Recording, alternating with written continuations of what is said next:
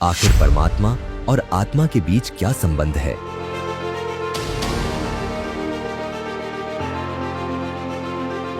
सृष्टि का संपूर्ण रहस्य क्या है?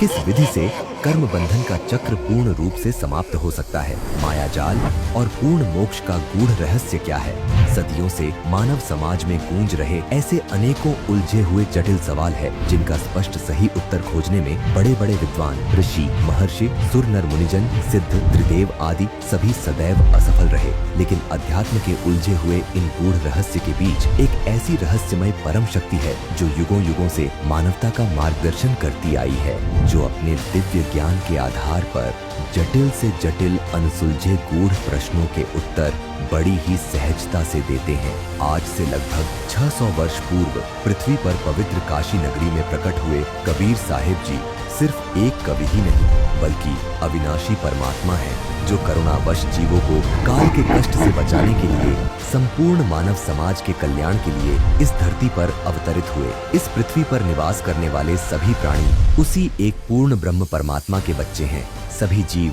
स्वेच्छा से दुर्बुद्धिवश काल ब्रह्म पर आसक्त होकर उस परम पिता को छोड़कर इस काल लोक में आए थे और उसी महान गलती के कारण आज भी इस काल लोक में जन्म जन्मांतर से अज्ञान अंधेरे में भटककर घोर कष्ट पर कष्ट उठा रहे हैं। अपने बच्चों को काल द्वारा प्रताड़ित किए जाने पर ऐसी अपार पीड़ा सहन करते हुए देख उस परम पिता की करुणा उमड़ पड़ी। अपने निज घर सतलोक ले जाने स्वयं सह शरीर अपने सतलोक से आए।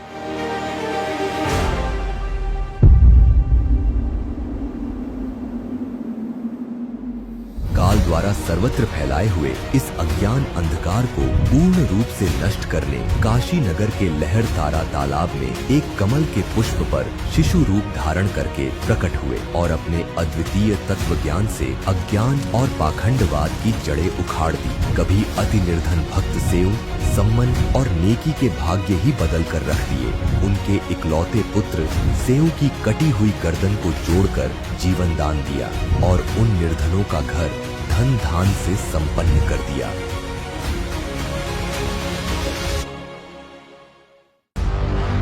गरीब पानी से पैदा नहीं, स्वासा नहीं शरीर, अन्न आहार करता नहीं, ताका नाम कबीर। दर्शकों, आज इस वीडियो के माध्यम से आपको यह स्पष्ट हो जाएगा कि कबीर जी कौन थे।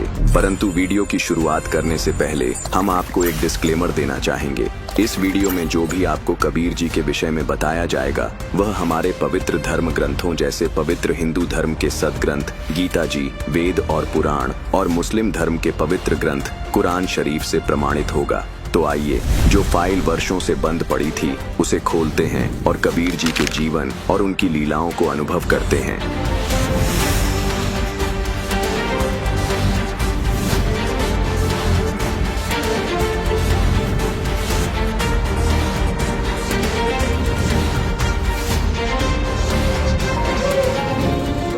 गुरु गोविंदो खड़े काके लागो पाए, बलिहारी गुरु आपने गोविंद दियो बताए कबीरा। कबीर जी के बारे में हमने बचपन से सुना था कि वो एक संत थे और भक्ति मार्गी कवि भी थे। कबीर साहिब जी का नाम सुनते ही लोगों के मन में उनके दोहे, साखियां और भजन गूंजने लगते हैं। कोई उनको संत, कवि, सूफी, फकीर, मसीहा या गरीब निर्धन जुलाहा ही जान पाया। लेकिन जिन संतों के साथ उनके संपर्क हुए उन्होंने कबीर जी को परमेश्वर, सृष्टि का रचनहार, सत्य पुरुष, अविनाशी परमात्मा, अल्लाह, खुदा आदि नामों संबोधित किया है। दर्शकों, यदि और गहराई से उनकी सच्चाई को जाने तो निष्कर्ष यही पाया जाता है कि कबीर दास ही पूर्ण ब्रह्म है, अविनाशी परमात्मा है। वो परमात्मा जो ना तो माता के गर्भ से जन्म लेते हैं ना ही वो मरते हैं, सशरीर प्रकट होते हैं और सशरीर अपने निज धाम सतलोक चले जाते हैं। उनका यहाँ आने का मुख्य उद्देश्य होता है काल के इस जाल में फंसी हुई आत्माओं को मोक्ष का वास्तविक रास्ता दिखाना, सभी प्रकार की बाहरी पूजा पद्धतियों, आडंबरों और पाखंडों को नकार कर सच्चे ज्ञान का प्रचार करना, वेदों और अन्य धार्मिक ग्रंथों में छुपे सत्य को पुनः प्रकट करना। गरीब चारों युग में संत पुकारें, कूक कहा हम हेल रे, हीरे मोती माणिक बरसे, ये जग चुगता ढेल रे। क्या यह अनदेखी केवल अज्ञानता थी या किसी षड्यंत्र का परिणाम? क्या यह काल का जाल नहीं था जिसने सच्चाई को छुपा दिया? हम आपको कबीर जी की लीलाओं के माध्यम से दिखाएंगे कि उन्होंने क्या क्या अद्भुत चमत्कार किए और कैसे वह सिर्फ एक साधारण संत तक सीमित नहीं थे। दर्शकों, यह संसार सदियों से चमत्कारों को परमात्मा की पहचान मानता आया है। जैसे श्री कृष्ण जी को भगवान इसलिए भी माना गया क्योंकि उन्होंने मोरध्वज के पुत्र ताम्रध्वज को जीवित किया था, उसी प्रकार कबीर परमेश्वर जी ने भी इस धरती पर अपने चमत्कारों द्वारा यह सिद्ध किया कि वे ही पूर्ण परमात्मा हैं। एक ऐसा ही अद्वितीय चमत्कार कबीर परमेश्वर जी ने सेऊ, सम्मन और नेकी नामक परिवार पर किया, जो हम आपको इस वीडियो के माध्यम से दिखाते हैं।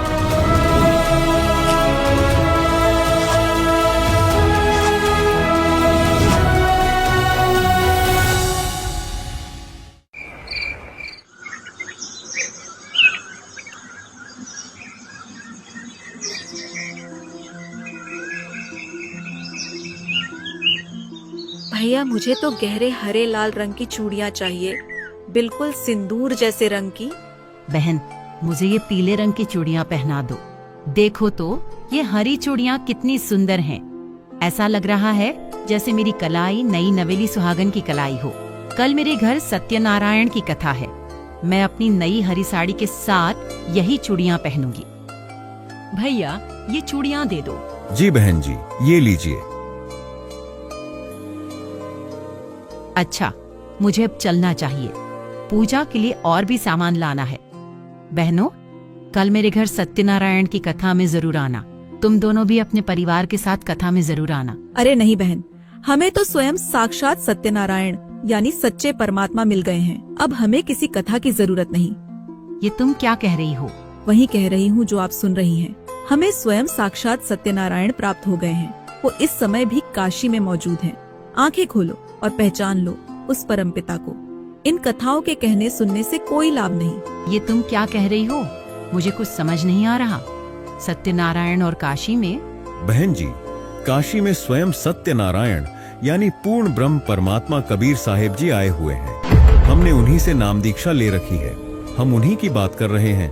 वो काशी के लहरतारा तालाब पर सह शरीर प्रकट हुए वास्तविक सत्यनारायण हैं। अच्छा, वो काशी वाला ढानक नीरू का पुत्र जुलाहा कबीर? जी हाँ, वही कबीर। वो खुद पूर्ण परमात्मा हैं, खुद को छुपाए हुए हैं और जुलाहा रूप में तो सिर्फ लीला कर रहे हैं। अरे जाओ जाओ, किसी और को मूर्ख बनाओ।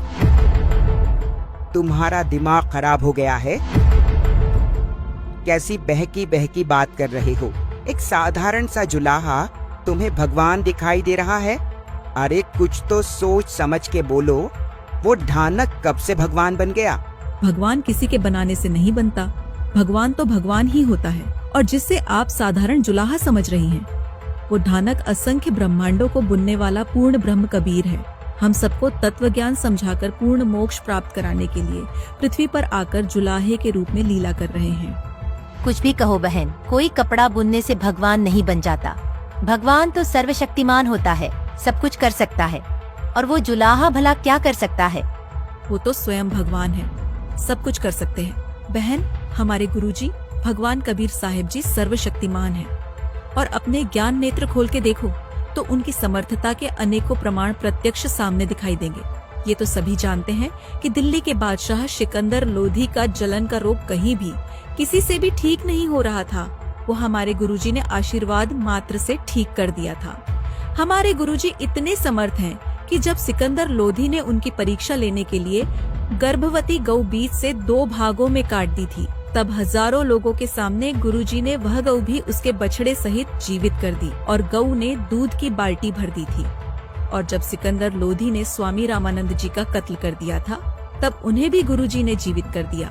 एक कमाल नाम के मृत लड़के को जीवनदान देकर अपने साथ रखा। और मुसलमानों के धार्मिक पीर शेख तकी की मृत बेटी कब्र में दफन थी, उसे भी जीवित कर दिया। अरे बस बस, तुम्हारे खुद के पास तो खाने को दाना नहीं, और तुम बताते हो कि हमारे गुरुजी इतने सक्षम हैं, ये कर देते हैं, वो कर देते हैं। अगर ऐसे ही सक्षम होते तो तुम्हारे घर क्यों नहीं भर देते? क्यों तुम एक एक आने के लिए तरसते फिरते हो? तुम्हारे गुरुजी से तुम्हें खुद क्या लाभ हुआ जो तुम हमें शिक्षा दे रहे हो? चुप रहो और अपना काम करो।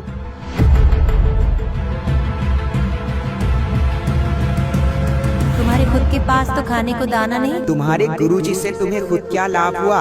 अगर ऐसे ही सक्षम होते तो तुम्हारे घर क्यों नहीं भर देते? क्यों तुम एक एक आने के लिए तरसते फिरते हो?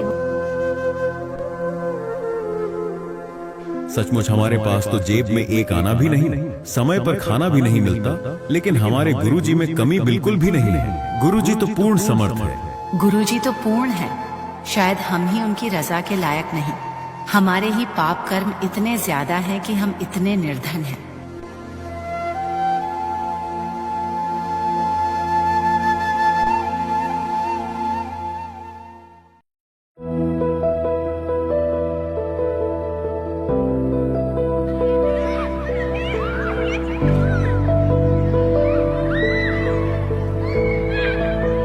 जानते हो, दिल्ली के बादशाह सिकंदर लोधी भी हमारे गुरुजी के शिष्य बन गए हैं। बड़े बड़े राजा, काशी के नरेश, वीर देव सिंह बघेल, मगहर के नवाब बिजली खान पठान, सभी गुरुजी के आगे सिर झुकाते हैं। हमारे गुरुजी वो तो पूर्ण परमात्मा है। उन्होंने ऐसे ऐसे सुख दिए हैं कि क्या कहा? इतने बड़े राजा भी तुम्हारे गुरुजी के शिष्य हैं? हाँ, हमारे गुरुजी है ही ऐसे ऐसे सुख देते हैं जिसकी कोई कल्पना भी नहीं कर सकता। क्या तुम्हारे गुरुजी कभी तुम्हारे घर भी आए हैं? नहीं। हाँ हाँ, इसका मतलब तो तुम्हारे गुरुजी लालची हैं। लालची सिर्फ राजाओं के घर जाते हैं, धन के लालच में। हाँ, ताकि उनसे ढेर सारा धन मिल सके। नहीं, मेरे गुरुजी लालची नहीं है। अच्छा, तो फिर क्यों नहीं आए कभी तुम्हारे घर? अरे ये तो गरीब है, क्यों आएंगे इसके घर इसके लालची गुरुजी?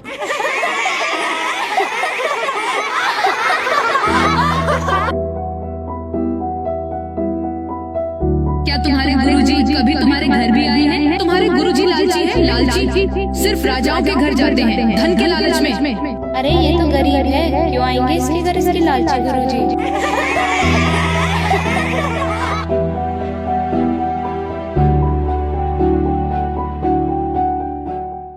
पिताजी, क्या गुरुजी कभी हमारे घर भी आएंगे?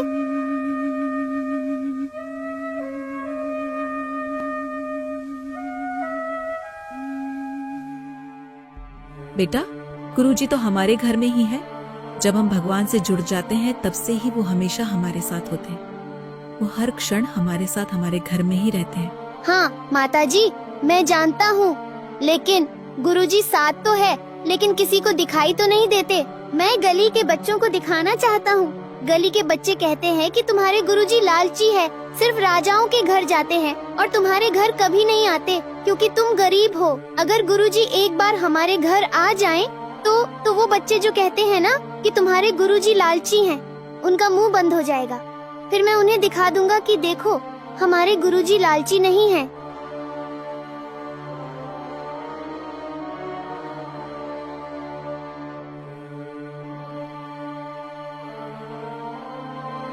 बेटा, भक्तों को संसार की बातों पर ध्यान नहीं देना चाहिए।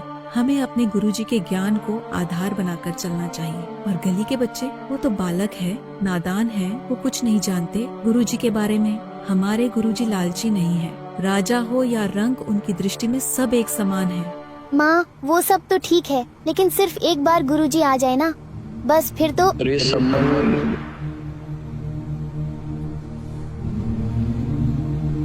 ये तो गुरुजी की आवाज है। गुरुजी? अरे गुरुजी यहाँ कहाँ आएंगे? इतनी दूर? उनके पास समय कहाँ होगा? लाखों शिष्य हैं उनके, कहाँ कहाँ जाएंगे? हम गुरुजी का ही जिक्र कर रहे हैं ना, इसीलिए वहम हो गया। अरे संबंध है घर पे।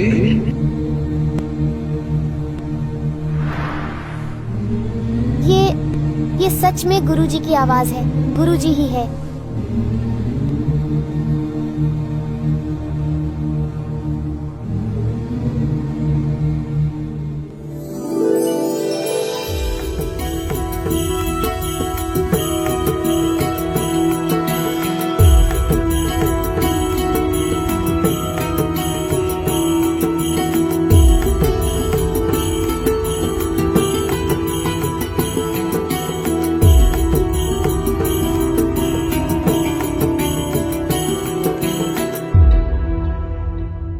गुरुजी को ऐसे ही खड़ा रखोगे या अंदर भी बुलाओगे? बहुत दूर से चलकर आए हैं।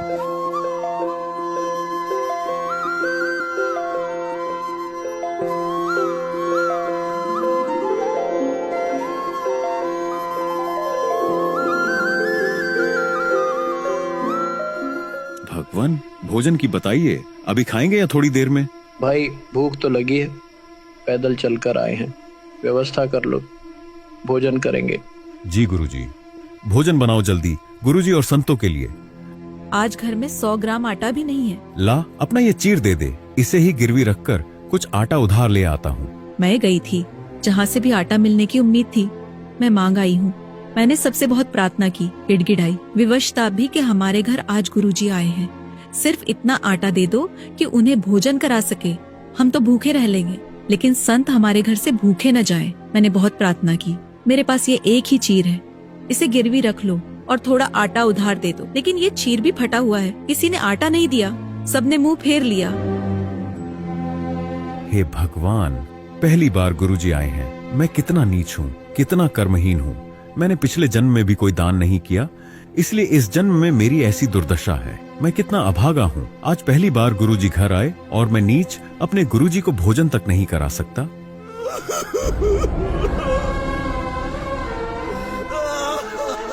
रो मत, कहीं गुरुजी और संत सुन न ले। वो क्या सोचेंगे कि हमारे आने से तंग आकर रो रहा है। हिम्मत से काम लो और कोई उपाय सोचो। आज का ये दुख सम्मन के लिए सबसे बड़ा दुख था। अपने हालातों और विवशता के आगे आज सम्मन अंदर से टूट गया था, क्योंकि गुरुजी जो उसके जीवन में सबसे ज्यादा पूज्य और प्रिय भगवान है, आज वो ही घर आए और उनको भोजन तक कराने के लिए सम्मन के पास कुछ भी नहीं। आप गुरुजी से कह दो, भगवान सुबह भोजन कराएंगे। वो अंतर्यामी है, सब जानते हैं, सब समझ जाएंगे। और सुबह भोजन कहाँ से लाएंगे? सुबह की भी कैसे कह दूं? दोनों पिता पुत्र जाकर रात में चोरी कर लाना, अब और कोई रास्ता नहीं है। माँ, ये आप क्या कह रही हैं? चोरी? माँ, गुरुजी तो रोज सत्संग सुनाते हैं कि चोरी नहीं करनी चाहिए। आपने और पिताजी ने भी तो हमेशा मुझे यही कहते थे कि बेशक भूखे मर जाएं, पर कभी चोरी नहीं करनी चाहिए। चोरी करने वाला व्यक्ति कभी भी जीवन में सफल नहीं होता, उसका नाश हुआ करता है।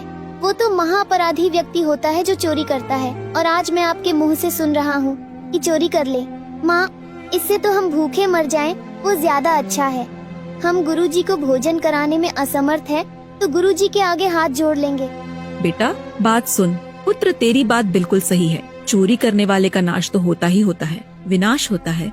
लेकिन बेटा, हमने इस नगरी में कुछ समय व्यतीत किया है और यहाँ का अन्न पानी भी खाया है, इसलिए इस नगरी का एहसान है हम पर। ये नगरी वाले आज जानबूझकर मदद नहीं कर रहे। 2 से 3 किलो आटा देना कोई दूभर नहीं होता, और ये सभी तो इतने बड़े और धनी सेठ है, बहुत पैसे वाले हैं। लेकिन आज ये हमें जानबूझकर हमसे मुंह फेर रहे हैं। हमने इनके आगे गुरुजी की बहुत महिमा गाई थी, इसलिए आज गुरुजी से छिड़कर ये ऐसा कह रहे हैं। तुम तो रोज डींग मारा करते थे, बड़ाई करते थे कि हमारे गुरुजी ये कर देते हैं, हमारे गुरुजी वो कर देते हैं।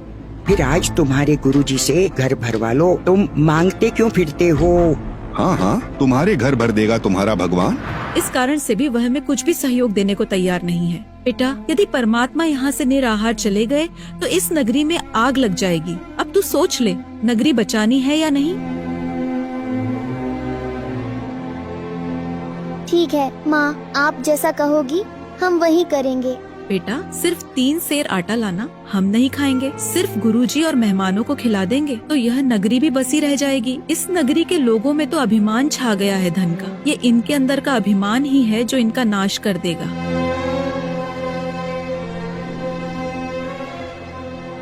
शाम को सम्मन गुरुजी और संतों से बहुत अधीन होकर भोजन के लिए क्षमा मांगता है और कहता है, भगवान, सुबह बखत से भोजन कराएंगे।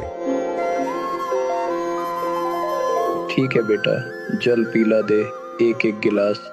जी गुरुजी।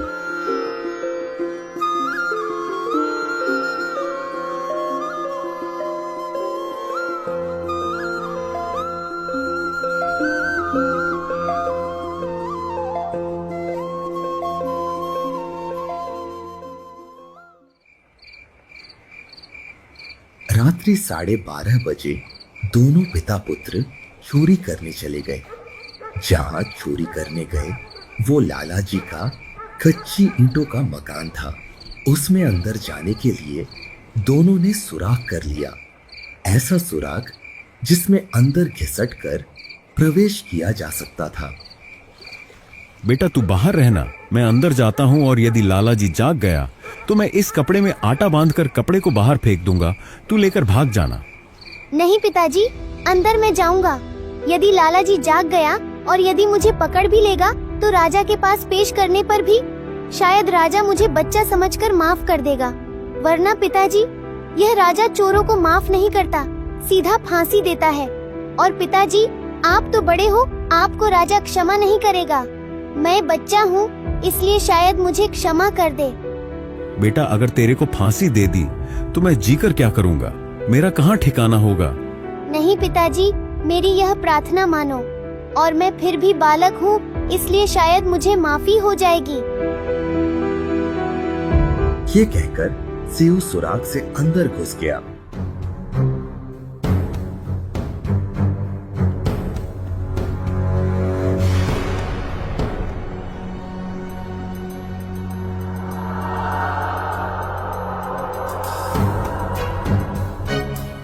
बेटा सिर्फ 3 सेर आटा लाना, 3 सेर से ज्यादा नहीं लाना। सेऊ ने जल्दी जल्दी लगभग 3 सेर आटा निकाला और अपने फटे पुराने कपड़े में बांधा और चलने लगा। तब एक तराजू की तकड़ी पर उसका पैर रखा गया और जोरदार आवाज हुई, जिससे लाला जी उठ गया।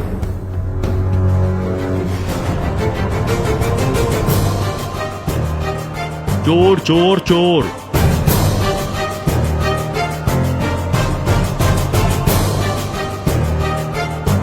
जैसे ही सेऊ बाहर निकलने की चेष्टा कर रहा था, तभी लाला जी ने उठकर चोर चोर करके उसका पैर पकड़कर वापस घसीट लिया।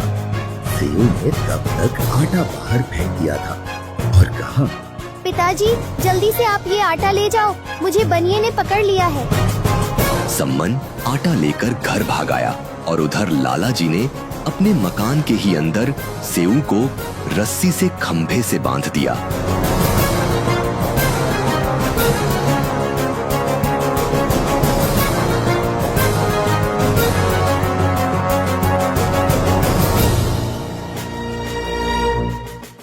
कौन है तू, किसका पुत्र है? जी मैं सम्मन मनियार का पुत्र हूँ, मेरा नाम सेऊ है।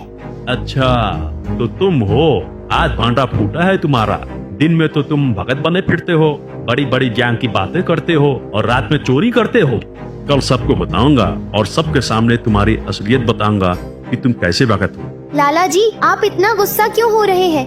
हमने सिर्फ 3 सेर आटा ही तो लिया है। हमारे घर हमारे गुरुजी आए थे, उनको भोजन कराना अनिवार्य था और हमारे घर पर आटा नहीं था, बस इतनी सी बात है। हम चोर नहीं हैं, बाद में हम आपका आटा जरूर वापस डाल जाते। अच्छा तुम्हारे गुरुजी आए हैं, ठीक है अब समझ गया मैं। वो चोरी कराने आते हैं, वो इसलिए आते हैं ताकि तुमसे चोरी करा सकें। चोरी करते हो और बात बनाते हो बड़ी बड़ी। अब सेऊ ने सोचा कि ये बात तो और बिगड़ गई, अब ये राजा से कहकर गुरुजी को भी सजा दिलाएगा। सेऊ विवश था। उधर सम्मन घर पर आटा लेकर पहुंचा। सम्मन को अकेला देख नेकी ने पूछा, बेटा कहाँ है? वो तो बनिए ने पकड़ लिया। यह तो बात बिगड़ गई है। राजा अब लड़के की पहचान करवाएंगे और पहचान होते ही राजा के सैनिक हमारे घर अभी 1-2 घंटे में ही आ जाएंगे। फिर गुरुजी को पकड़ेंगे और कहेंगे कि यह कराता है चोरी। ये कभी चोरी नहीं करते थे, आज ये आया है तो इसने चोरी कराई है और सेठ गुरुजी को दंडित करवाएगा।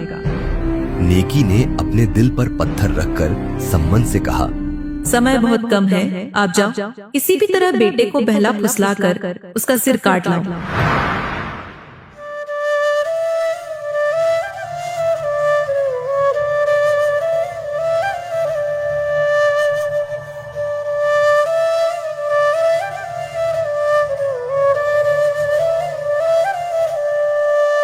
सेठ से कहना, बच्चे को छोड़ना मत, रस्से से बांध कर ही रखना, बस इतना ढीला कर दो कि मैं अपने बेटे से आखिरी बार उसके कान में 2 बातें कह सकूं। और फिर जैसे ही वह अपना सिर छिद्र से बाहर निकाले, उसका शीश उतार लेना। फिर सेठ उसे अपने घर में नहीं रखेगा। अपनी जान बचाने के लिए, कत्ल के मुकदमे से बचने के लिए वो सेऊ के शव को कहीं फेंक आएगा और तब तुम बेटे के शव को उठा लाना, नेकी ने सम्मन के हाथ में एक बहुत बड़ा छुरा दिया और सम्मन उस छुरे को लेकर अपने बेटे का सर काटने चल पड़ा।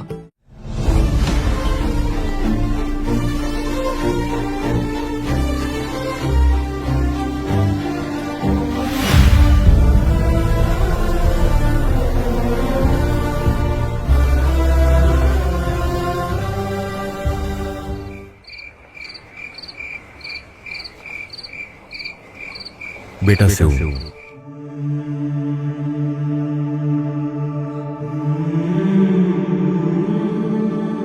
बेटा बस 2 बातें करनी है तुझसे। कल शायद तुझे मार दिया जाएगा बेटा। पता नहीं फिर मैं तुझसे कभी मिल पाऊं या नहीं। और मैं आखिरी बार तेरे कान में कुछ कहना चाहता हूं। मासूम सेऊ ने आंखों में आंसू लिए लाला जी से कहा, लाला जी मुझे बस कुछ 2 बातें करनी है। बाहर मेरे पिताजी खड़े हैं, मुझे बस एक बार, सिर्फ एक बार उनसे बात कर लेने दो। नहीं, तू भागना चाहता है? नहीं लाला जी, मैं भागूंगा नहीं। मेरे पैर का रस्सा कसकर बांधे रखो। बस इतना ढीला कर दो कि मैं अपना सिर बाहर निकालकर बस आखिरी बार अपने पिता से सिर्फ 2 बात कर लूं। अब सेठ ने सोचा कि ज्यादा कुछ चोरी तो की नहीं है, इसलिए रस्सा थोड़ा सा ढीला कर दिया, इतना कि सुराख से सिर्फ सिर बाहर निकाल सके, और खंभे से बांधे रखा। सम्मन सेऊ का बाप था, उसमें ममता उमड़ आई और बेटे का सिर काटने के लिए बाप का हाथ नहीं उठ पाया। पीछे को हाथ करके स्तब्ध रह गया। ना हाथ आगे कर पा रहा था, ना सर काटने की हिम्मत कर पा रहा था। सम्मन की आंखों से आंसू बह रहे थे। सम्मन हाथ पीछे किए हुए पत्थर की तरह खड़ा रह जाता है। सेऊ चाहता था कि उसका पिता उसका सिर उतार कर ले जाए। तब सेऊ ने पिता को उकसाने के लिए कहा, पिताजी मेरी बात सुनिए। अगर आप सच में मेरे पिता हैं, अगर मैं आपका ही अंश हूँ, तो आज मेरी बात माननी ही पड़ेगी। नहीं तो समझ लूंगा कि मैं आपका बेटा नहीं, किसी गैर की संतान हूँ। आज मेरा सिर काट दो पिताजी, नहीं तो गुरुजी का कोई ठिकाना नहीं है आज।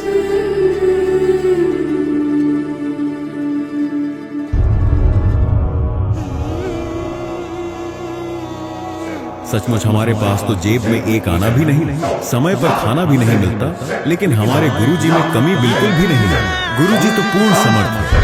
गुरुजी तो पूर्ण है, शायद हम ही उनकी रजा के लायक नहीं। हमारे ही पाप कर्म इतने ज्यादा हैं कि हम इतने निर्धन हैं।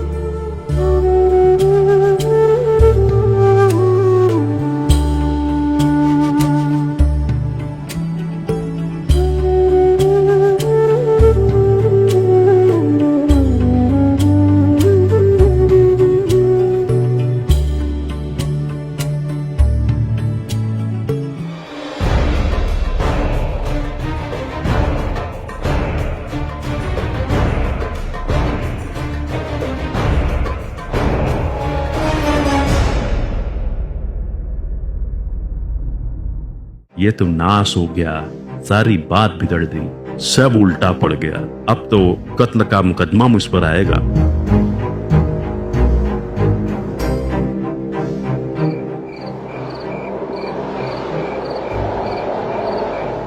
सबूत मिटाने के लिए सेठ ने झटपट उस लड़के के शव को घसीटा, रात के अंधेरे में सुनसान जंगल की ओर गया और उसे एक ईंट के पजावे पर खड्डे में फेंक दिया। फिर जल्दी से वापस आकर उस सुराख को रेत मिट्टी लगाकर मरम्मत करने लगा और ऐसा कर दिया जैसे वहां कोई कुछ हुआ ही नहीं था। अब नेकी ने बेटे के कटे हुए शीश को देखकर दिल पत्थर का कर लिया और हिम्मत बांधते हुए सम्मन से कहा, ज्यादा समय नहीं है हमारे पास, बहुत हिम्मत से काम लेना होगा। हर कदम संभल कर उठाना जरूरी है। अब आप ऐसे करो, इस सर को यहाँ अलमारी के अंदर छिपा कर रख दो और जल्दी से वापस जाओ। वहाँ लड़के को घसीट कर ले जाने के चिन्ह मिलेंगे, क्योंकि सेठ शव को वहाँ नहीं रखेगा। उसने लाश को घसीट कर कहीं फेंक दिया होगा। शव के घसीटने के निशानों के पीछे पीछे जाओ और जहाँ उसने शव डाला होगा वहाँ से बेटे का शव उठा लाओ, क्योंकि अगर किसी को पता चल गया कि कत्ल हुआ है तो बात दूर तक जाएगी और फिर छानबीन होगी और फिर सब बर्बाद हो जाएगा। गुरुजी की इज्जत मिट्टी में मिल जाएगी।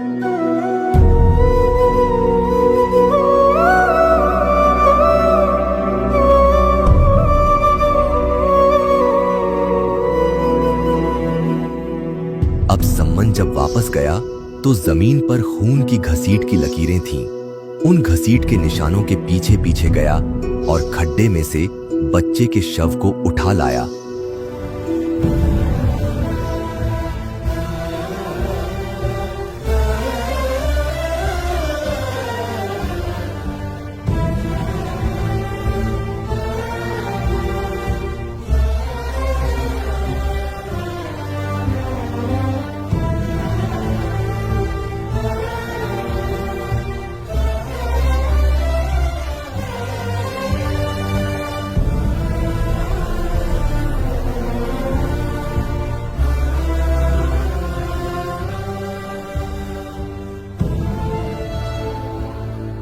सम्मन और नेकी दोनों ही अपने इकलौते बेटे की मृत्यु की जिस पीड़ा से गुजर रहे थे उसे शब्दों में बयां कर पाना असंभव है।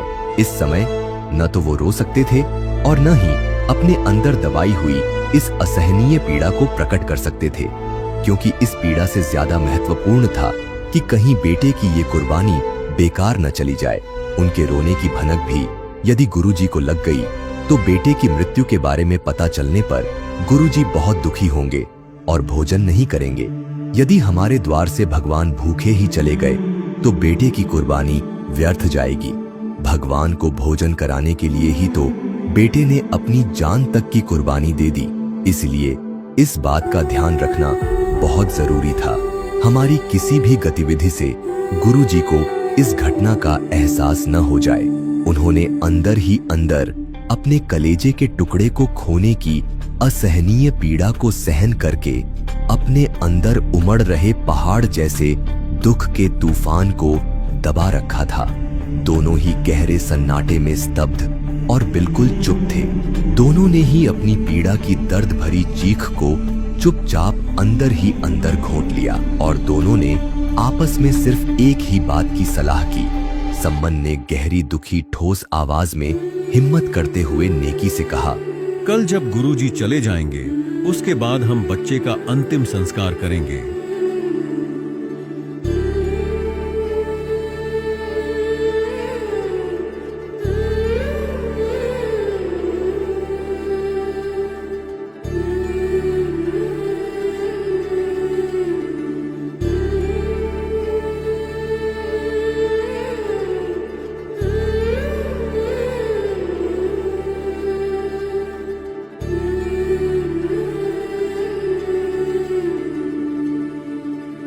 आज की रात उन्हें अपनी इसी दुखद वेदना के साथ ही जीना था।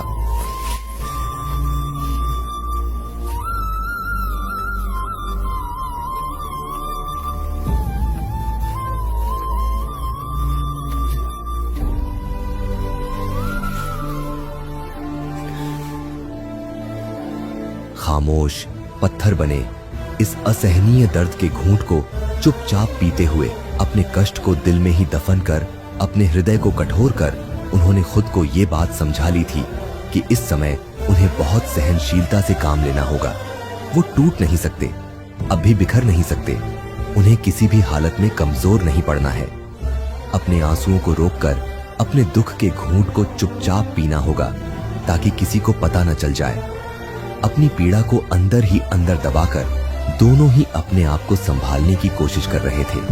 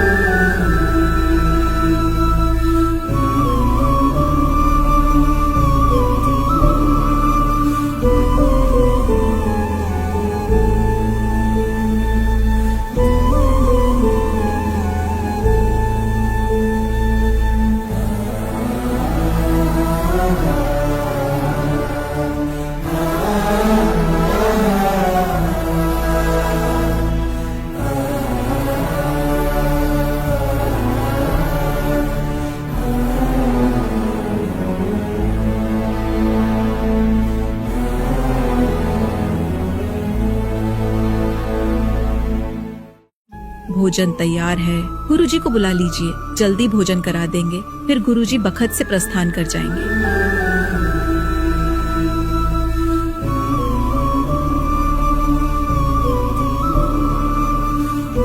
दोनों ने सोच रखा था जब तक गुरुजी हैं अपनी आंख में आंसू नहीं आने देंगे ताकि गुरुजी को एहसास न हो जाए। फिर गुरुजी के जाने के बाद बैठकर रोएंगे। सम्मन कबीर साहिब जी को भोजन के लिए बुलाने गया। नेकी ने उन तीनों के लिए 3 पात्रों में यानी 3 दोनों में सारा भोजन डाल दिया जितना बना रखा था।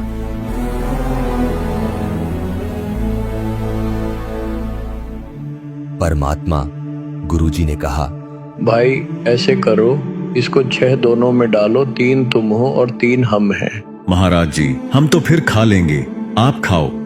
नहीं, प्रसाद बनाएंगे भाई और सब खाओगे, बैठ जाओ।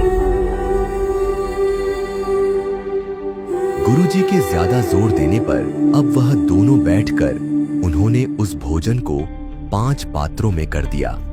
फिर परमात्मा यानी गुरुजी ने प्यार से कहा, 5 में नहीं 6 में कर भाई। उन्होंने उस भोजन को 6 पात्रों में रख दिया। 5 बैठ गए खाने के लिए अपने अपने सामने रखकर। नेकी और सम्मन गुरुजी को ये नहीं बताना चाहते कि उनका लड़का अब नहीं रहा।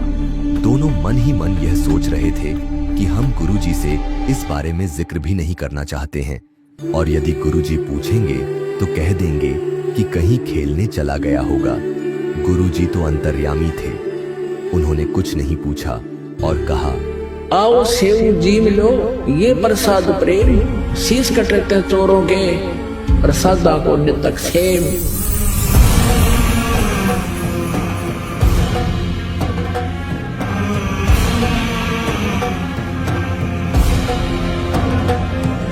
सेव धड़ पे शीश चढ़ा वो बैठा पंगत मां, और नई निशानी गर्दन कहियो वो सेव उठना।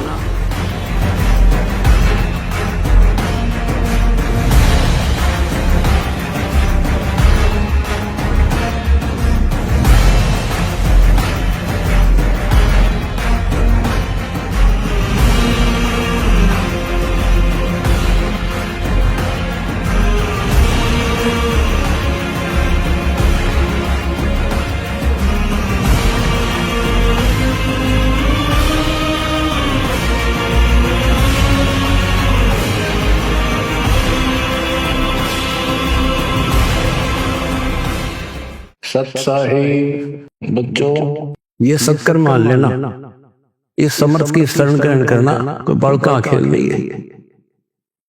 लख बर सूरा दूध ही लख बर सावत दे, लख बर यदि जहान हो तब सतगुरु शरणा दे।